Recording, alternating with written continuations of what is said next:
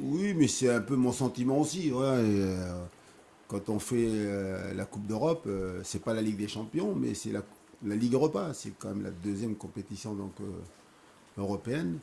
Des clubs, là, t'as envie de jouer contre les gros, quoi. Voilà. T'as envie d'aller dans des grands stades. Voilà. Mais après, ça reste des adversaires redoutables pour nous, hein. Donc, on sait que ça va être compliqué. Moi, je pense surtout à comment on s'organise, parce que ce sont des déplacements quand même assez compliqués. Voilà. Surtout l'objectif c'est la troisième place, Antoine. Ça reste jouable, vous parlez que vous avez évité les gros, mais du coup... Ouais, ouais, c'est. Il n'y a pas les gros, donc tu te dis.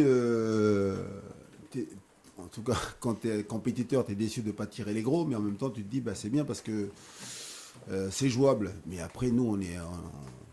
Excusez-moi du terme, nous sommes des nains dans cette compétition, hein. Voilà. C'est pas Les- clinquant, mais c'est au-dessus de vous, comme club. Pardon. C'est pas clinquant, mais c'est au-dessus de vous quand même. C'est ce que vous dites. Ah oui, oui. C'est forcément au-dessus de nous. Mais voilà, donc après, je l'ai dit, on est content de participer à cette compétition, on est content d'aller découvrir ces endroits qu'on ne connaît pas. Et puis ces stades qu'on ne connaît pas, mais par contre on a envie ouais, de jouer le coup à fond. Il y a, je pense, demain, avec quelques jours de recul, on dira, il y a un coup à jouer, quoi. Nantes est plus petit que Carabas, selon toi? Bah, eux, ils sont champions de leur pays, puis ils font tous les ans la Coupe d'Europe. Ils la font, hein. Beaucoup plus que nous. Champion de l'Azerbaïdjan. Oui, mais peu importe, mais ils font la Ligue des Champions, hein, ils font la Ligue Europa. Nous, si je me souviens, c'est quoi? C'est 18, 20 ans, voilà, 20 ans. Bien sûr. Après, ça se joue sur le terrain. Mais nous, on pense que c'est des équipes, on parle d'expérience de la Coupe d'Europe. Nous, on n'en a aucune, hein. Est-ce que le Nantes du 26 août, il a les moyens de rivaliser justement, même avec ces clubs qui sont moins clinquants que d'autres comme ça? Aujourd'hui, non. Au moment où on se parle, non. Mais on va travailler pour renforcer l'équipe, on va travailler pour améliorer l'équipe, et puis surtout, ce qui est bien, c'est que le premier match de Coupe d'Europe, c'est dans 10 jours, je crois. Donc on va travailler pour s'améliorer, et puis présenter donc une meilleure opposition face à ces équipes de Coupe d'Europe, quoi. Parce qu'Antoine, il y avait des équipes que vous ne vouliez pas tirer. Je parle de Karabakh, dû au fait qu'il faille se déplacer et traverser l'Europe. Non, non, non. Non, mais à partir du moment où on participe à cette compétition, on est prêt à tout, quoi. Mais on envisage même le pire pour ne pas donc être déçu puis se dire que ça va être compliqué, quoi. On prend les adversaires qui sont donnés là aujourd'hui. Moi, je pense que c'est un tirage forcément compliqué parce que quand on est tout petit, tout est compliqué. Mais il y a un coup à jouer. Je dis pas qu'on va se qualifier, mais il faut réussir à gagner quelques matchs. On en a 6 à jouer. Donc voilà. Le déplacement le plus attendu, c'était celui à l'Olympiakos quand même, en Grèce, où c'est des bonnes ambiances. L'Olympiakos qui a l'habitude de jouer avec des champions. Sur le plan personnel, c'est forcément l'Olympiakos parce qu'il y a mon petit frère qui est là-bas. Voilà. Il y a Christian Carambeu. J'ai mon frangin, donc de se retrouver tous les deux à s'affronter, forcément que ça représente quelque chose pour moi et je suis sûr que pour lui aussi. Voilà. Et lui en plus, formé à Nantes, ça doit lui parler. Voilà. On va s'appeler aujourd'hui pour déjà plaisanter, rire donc de ce tirage. Ouais, c'est marrant.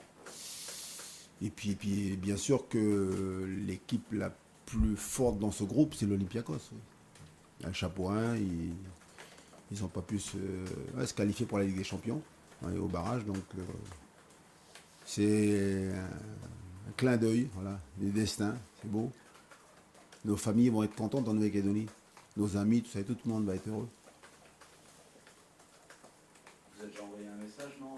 Pas encore? Non, non, je sors du déjeuner, mais tout à l'heure, on va s'appeler et puis bien sûr,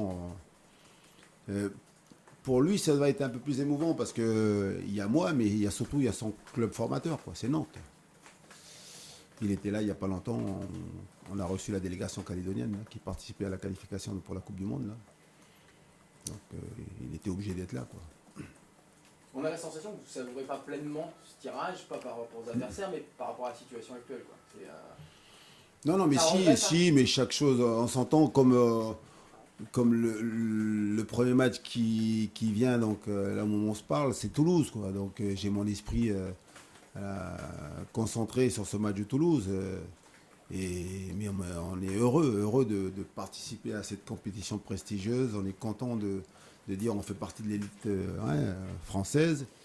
Et puis par contre, ça nous met quand même un petit coup de pression parce qu'on se dit il ne faut pas se louper. Il faut faire honneur à cette compétition-là et puis faire honneur au club français, quoi. Nous, quand on participe à ces matchs européens, on est souvent à fond derrière nos clubs français, quoi.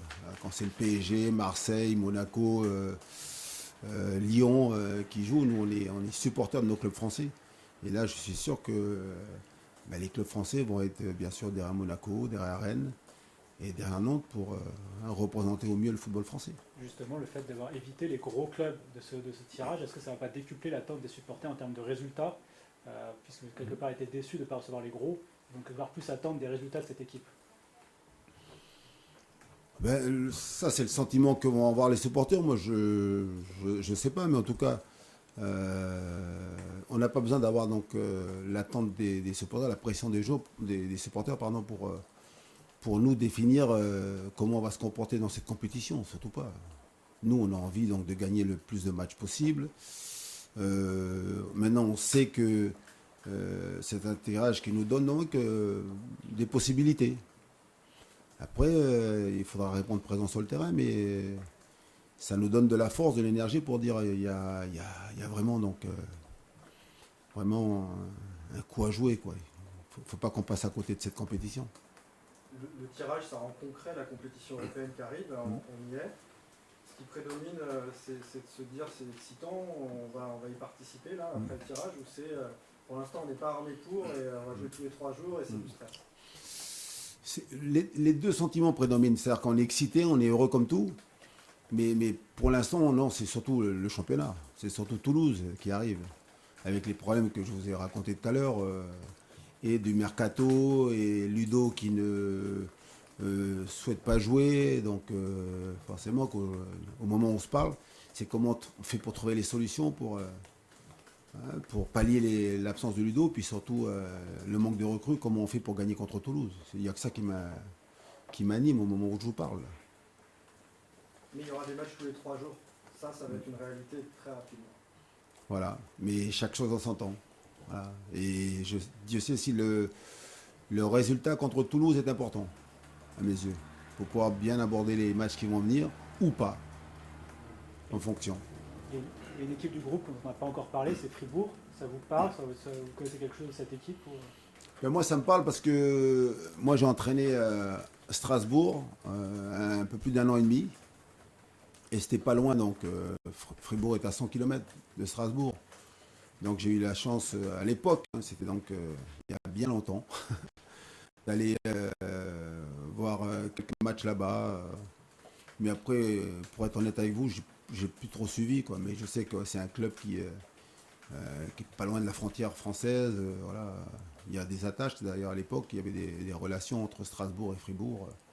Marc Keller, donc, connaissant bien le championnat allemand, donc il y avait des joueurs aussi français qui sont allés jouer là-bas. Mais bon, faut croire sur les résultats, en tout cas, que c'est le 3e club, quoi, de ce chapeau, quoi. Il y a l'Olympiakos, Karabakh et après donc Fribourg et nous derrière, quoi. Mais ça c'est sur le papier. Maintenant il faut essayer d'inverser donc ce classement. Vous évoquiez les clubs français qui sont tous supporters de ceux qui sont européens. Et ça fonctionne bien depuis quelques années, mais pendant longtemps on a eu le sentiment que les clubs délaissaient un peu la Ligue Europa, qu'elle n'était pas jouée à 100%, on avait des mauvais résultats. Vous allez la jouer dans quel état d'esprit en termes de gestion d'effectifs, etc. L'idée, c'est de toujours aligner la meilleure équipe pour jouer donc chaque match qu'on va avoir donc à disputer. Donc je vous dis, on a une semaine là déjà qui va démarrer avec la réception de Toulouse, mercredi le déplacement à Strasbourg, on a la réception de samedi donc du PSG, puis après on alliera la meilleure équipe en Coupe d'Europe le jeudi qui va suivre. Mais on a envie de toute façon, la Coupe d'Europe est importante parce que pour nous, c'est comment se comporte la scène européenne, comment on fait honneur donc à notre championnat, parce que c'est ça. Mais surtout, je continue à penser que quand tu fais des bons résultats en Coupe d'Europe, c'est comme ça que tu prépares de la meilleure façon les matchs de championnat. Toujours. Les victoires amènent de la confiance, et amènent donc... de la gaieté dans le vestiaire, mais surtout souvent enlève les problèmes de fatigue. Parce que vous jouez le jeudi soir, vous jouez 3 jours après, c'est souvent compliqué. Moi, je l'ai déjà vécu. Avec le PSG, quand j'étais entraîneur, c'était compliqué de jouer le dimanche à 13h, à 15h. Et quand vous gagnez, la récupération est beaucoup plus facile, quoi. C'est l'enchaînement des matchs qui est difficile, Antoine, ou aussi le fait de passer d'une compétition à l'autre? Non, mais passer d'une compétition à l'autre, non, c'est pas difficile, mais c'est l'enchaînement des matchs et surtout si vous ne gagnez pas. Ça vous plombe la tête. Et souvent, vous avez les jambes lourdes.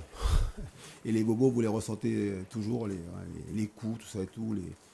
Et c'est souvent compliqué de repartir, d'enchaîner. Mais quand vous gagnez, souvent, vous vous sentez léger et vous avez envie de jouer, quoi.